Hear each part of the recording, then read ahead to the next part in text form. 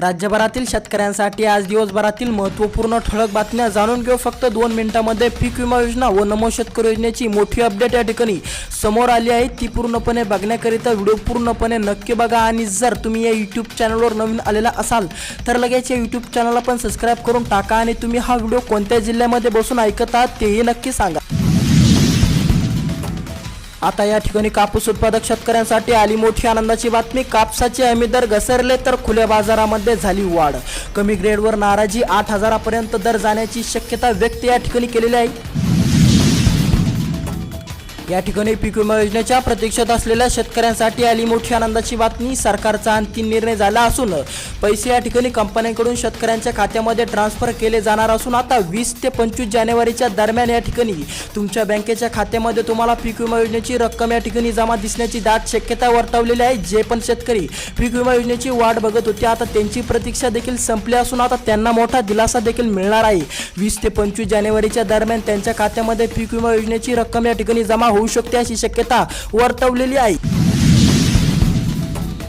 आता या ठिकाणी रेशन कार्ड धारकांसाठी आली मोठी आनंदाची बातमी। आता नवीन वर्षामध्ये रेशनवर 2 किलो गहू ते 3 किलो तांदूळ मिळणार। येत्या फेब्रुवारी महिन्यापासून धान्याचे वितरण सुरू देखील करण्यात येणार असून आता रेशन कार्ड धारकांसाठी आली मोठी आनंदाचीच बातमी। गारठ्यात ग्राहक सुखावले, भाज्या झाल्या स्वस्त, थंडीचा बोनस भाजीपाल्यांना दिला दिलासा, भाजीपाला झाल्या स्वस्त। 2 एकर शेतीमध्ये टोमॅटोचे 10 लाखांच्या वर उत्पादन।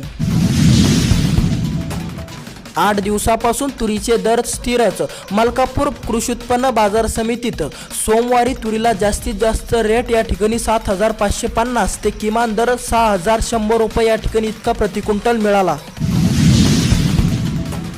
या ठिकाणी आता लसूण उत्पादक शेतकऱ्यांसाठी आली मोठी आनंदाची बातमी। लसणाची फोडणी पुन्हा मागली, दर 160 रुपयावर तर आवक घटल्याने परिणाम दिसून आला। नवीन लसणाची प्रतीक्षेत।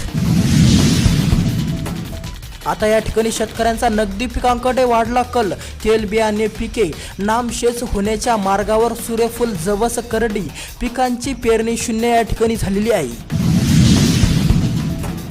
नाफेडसाठी नोंदणीतील 70% शेतकऱ्यांची सोयाबीन खरेदी बाकी।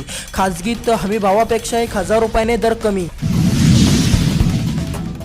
या ठिकाणी केळी उत्पादक शेतकऱ्यांची चिंता वाढवणारी बातमी समोर आली। थंडीमुळे केळीचे उत्पादन घटले, आर्थिक गणित बिघडलं। कडाक्याच्या थंडीचा परिणाम 5 ते 6 रुपयाने या ठिकाणी केळीचे दर घसरले।